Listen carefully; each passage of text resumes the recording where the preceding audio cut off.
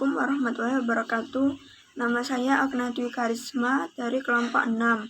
Di sini kami akan menjelaskan tentang peranan fungi dalam pengolahan makanan. Yang pertama, pengolahan kecap. Pengertian kecap adalah bumbu dapur atau penyedap makanan yang berubah cairan warna hitam yang rasanya manis atau asin. Bahan dasar pembuatannya umumnya adalah kedelai atau kedelai hitam. Namun ada pula kecap yang dibuat dari bahan dasar air kelapa yang umumnya berasa asin. Assalamualaikum warahmatullahi wabarakatuh. Nama saya Agna Dwi Karisma dari kelompok 6.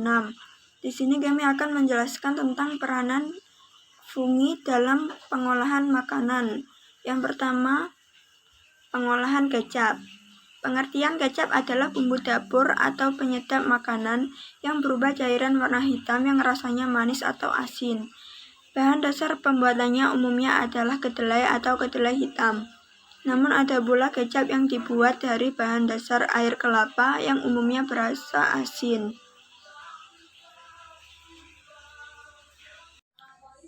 Jamur pada kecap.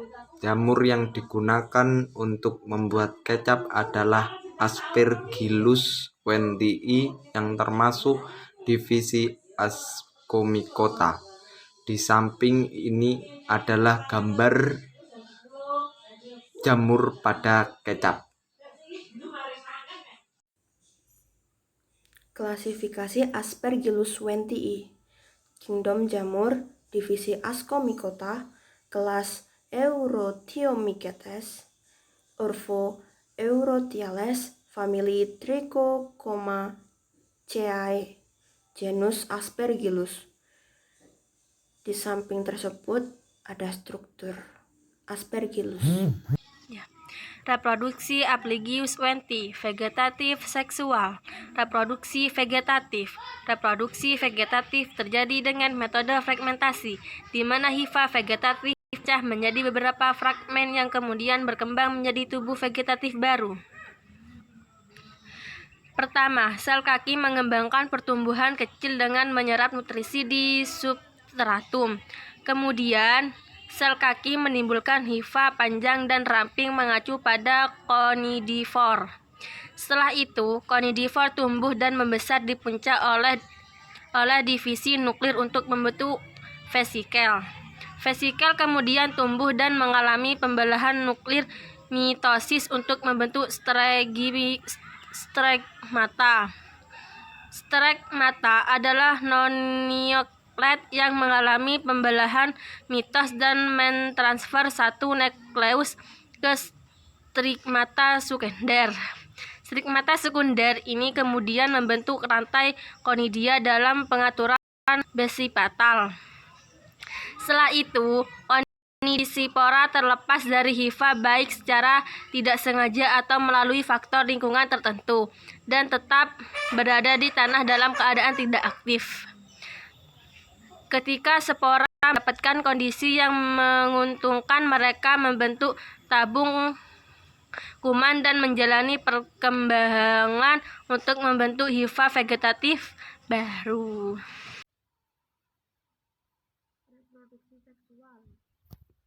Reproduksi seksual jarang terjadi hanya pada spesies heterotelik yang mengandung hifa jantan di betina.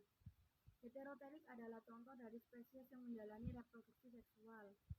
Hifa heterotelik terdiri dari hifa betina yang merujuk pada Ascogonium dan hifa jantan yang merujuk pada Anthracium. Ascogonium terdiri menjadi 3 bagian, basal, tengah, dan apikal, yang multinukleat septat dan melingkar dengan longgar. Anthracium terbagi menjadi 2 bagian, atas dan bawah, yang uniseluler, multinukleat, dan septat. Reproduksi seksual Aspergillus melibatkan langkah-langkah berikut. Pertama, hifa betina dan jantan kontak satu sama lain. Setelah itu, fusi terjadi antara hifa perempuan dan laki-laki, di mana transfer isi. Anthracium dipindahkan ke Ascogonium melalui titik persimpangan plasmogami terjadi di Ascogonium, di mana terjadi pembelahan sitoplasma.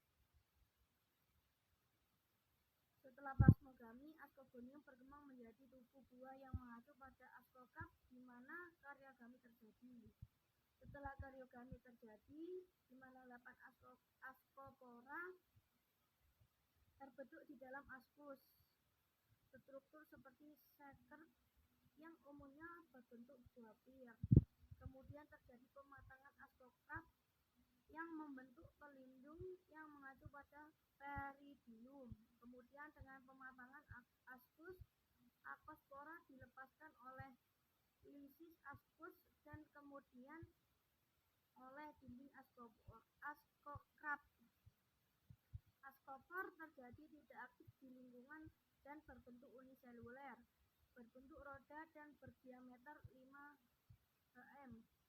Dinding ascospora berdefinisasi dengan 3 lapisan. Lapisan luarnya tebal, lapisan tengahnya disebut epispor, dan lapisan dalamnya tipis. Dan pada kondisi yang menguntungkan, mereka berkembang hifa vegetatif baru dengan pembentukan tabung kuman. Langkah-langkah pembuatan kecap. Proses: cuci sampai bersih kedelai lalu rendam di dalam air 3 liter selama kurang lebih 12 jam. Setelah itu, masukkan kedelai ke dalam karung lalu injak-injak sehingga biji kedelai terbelah menjadi 2. Selanjutnya, biji kedelai yang sudah terbelah ini dicuci. Selanjutnya, rebus kedelai dalam air mendidih selama 40-60 menit hingga lunak, lalu tiriskan. Setelah itu, beri ragi tempe dan campur sampai merata. Diamkan selama kurang lebih 3-5 hari. Setelah itu, jamur putih merata pada kedelai. Pisahkan biji-biji kedelai menggunakan tangan. Setelah itu, jemur sampai agak kering. Setelah itu, rendam dalam larutan garam selama kurang lebih 3-4 minggu di dalam suhu ruang maksimal 2 bulan. Setelah itu, tuang air bersih, kemudian masak hingga mendidih, lalu angkat dan saring. Tambahkan gula merah serta bumbu pada hasil saringan, kecuali daun jeruk dan daun salam. Giling hingga halus. Masak hasil gilingan sambil diaduk. Ketika sudah mendidih, lalu angkat dan dinginkan. Saring larutan menggunakan kain saring hingga ampas-ampasnya terangkat. Masukkan saus dalam botol atau wadah tertutup. Mungkin itu saja yang dapat kami sampaikan. Kurang lebih bila ada kesalahan, kami mohon maaf. Wassalamualaikum warahmatullahi wabarakatuh.